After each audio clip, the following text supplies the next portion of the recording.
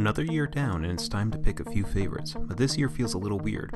Longtime Nitro Beard listeners and readers will probably understand why. We don't do this professionally, ergo we don't have the money to buy consoles, and we don't receive review copies from game makers. That means we only play the games we're willing and able to play for. Our genre biases play a big part in our Game of the Year considerations, since we're only going to pay money for games that we think we'll enjoy. For example, I have a blind spot for medieval fantasy, so Dark Souls 2, Shadows of Mordor, and Dragon Age Inquisition are all off my radar entirely. And while I'm sure Forza Horizon is a good game that I would personally enjoy, neither the PlayStation 4 nor the Xbox One have successfully convinced me that I should buy one over the other, and I don't really feel like I can afford to buy both. So if you'll permit me, here's a totally biased look at my top games for 2014. Number 8. Batman: Arkham Origins Blackgate. That's right, I'm starting at number 8 as I've only played 8 games released this year. It sounds so little, but remember what I said about our own money? That's still $400 in gaming. Anyhow, there's really not much I can say in Batman's favor. It's a wonderful concept. Take the Arkham-style stealth play and translate it to 2D, but the level design and controls leave a lot to be desired. It isn't a horrible game, but the spectacular Mark of the Ninja casts a long shadow over it. The controls are just a little bit more clumsy, the visuals are just a little bit more unclear, and the situations are all just a little bit less well planned. It's the first budget title I've played in a while that actually feels like a budget title. Things don't quite work correctly sometimes. The map is absolutely critical, but since you can't rotate it with the camera, you usually have no idea if left is really left or right. In the end, it's not so bad, but it could have used a bit more time for refinement. Number 7. Donkey Kong Country Tropical Freeze. With this and Batman, it seems like we'd have a really good year for 2D platformers, but Donkey Kong Country shares a lot of the failings that Batman falls victim to. The visuals are crisp, but often indistinct. You'll misread a lot of platforms and obstacles. Things also feel oddly placed, and it's difficult to find a rhythm. The biggest sin is that the controls have been given a bunch of unnecessary complexity. Taking actions you could perform on the Super Nintendo Donkey Kong Country games with one button, and assigning them to two seemingly at random. It's still a good game, but if you don't have the time to go looking for secrets and memorizing levels, it can be a little rough to enjoy. Number 6. Wolfenstein The New Order. I have a very hard time pinning down my feelings about Wolfenstein The New Order. On the one hand, you have an incredibly solid shooter that takes the already strong Rage base game and successfully adds stealth elements. Characters are well designed, well animated, and react well to their surroundings. The core gameplay is actually very satisfying. However, the game places a strong emphasis on story, and that story is, charitably speaking, confused. One minute there's a rah-rah kill Nazis manic feeling to it, the next it's about disconnecting from reality and letting the horrors of war wash over you. It sets out to explore how horrible the world would be if the Nazis won, but at the same time it shows a largely peaceful world of technological wonderment.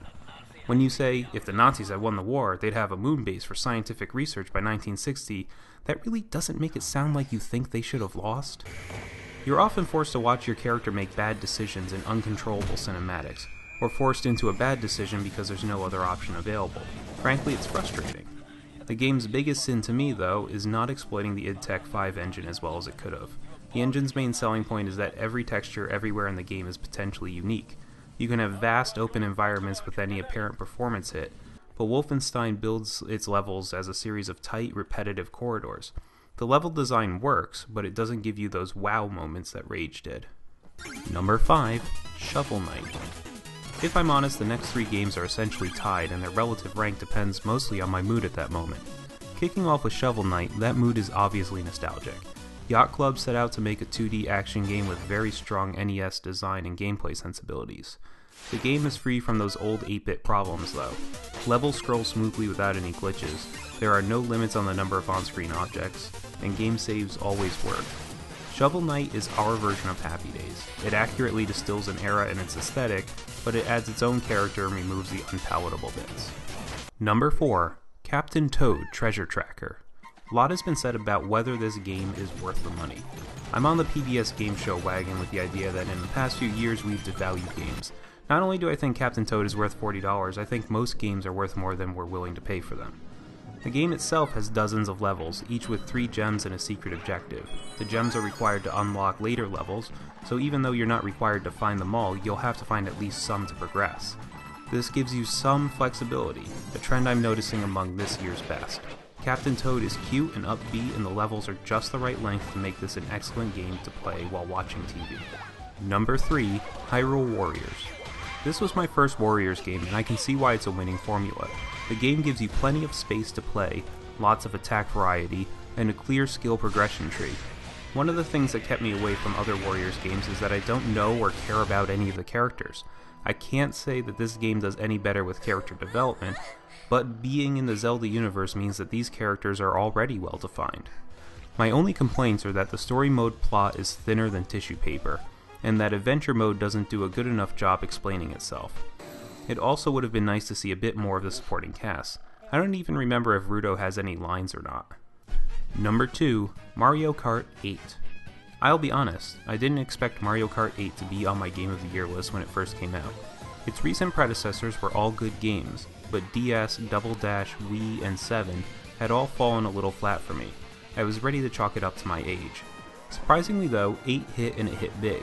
The courses are more memorable this time around, and being able to play with a large, comfortable controller has made a huge difference over the DS versions. The game has seen minor tweaks to both its item allocation and rubber banding, which have helped lessen the feeling that it's all a crapshoot. When you're doing well, the game feels fluid. Corners and jumps chain together in satisfying ways. Number 1, Bayonetta 2. We often talk about games that seem rough versus games that seem polished. Bayonetta 2 highlights for me something that's very hard to pin down. It doesn't just look polished, it doesn't just sound polished, it feels polished. Everything about how this game moves, controls, and functions is streamlined, efficient, and extremely satisfying. A big part of the Bayonetta series is earning halos so that you can buy items and outfits in the store. Bayonetta 2 continues the platinum tradition of selling techniques and moves. You also get a steady stream of new weapons throughout the game that can be attached to either Bayonetta's hands or feet. The extent to which this allows you to customize both the way the game plays and the way you learn to play it makes for a truly special experience. Sure, the game doesn't deliver the same insane over-the-top crescendo that the original did, but that's a pretty high bar to clear. It still has a collection of great moments that are ridiculous in their own ways. In the modern gaming climate, it's impossible to ignore Bayonetta's sexually suggestive aspects. There's an endless stream of fan service, and I've had a hard time trying to figure out why it doesn't bother me here, but I think I finally got it. Bayonetta as a character acknowledges and embraces sexuality itself. She enjoys it and she has fun with it. As any other character in the Bayonetta universe is concerned, sexuality is just one more aspect of being a human being, and its bearing on Bayonetta's personality is neither cause for derision nor condescension.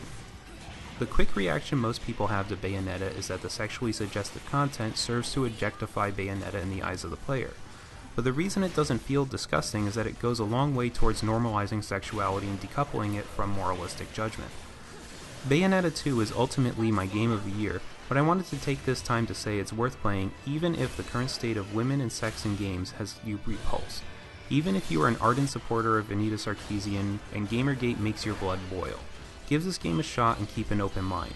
There may be more depth to this game's characters than you might have originally thought.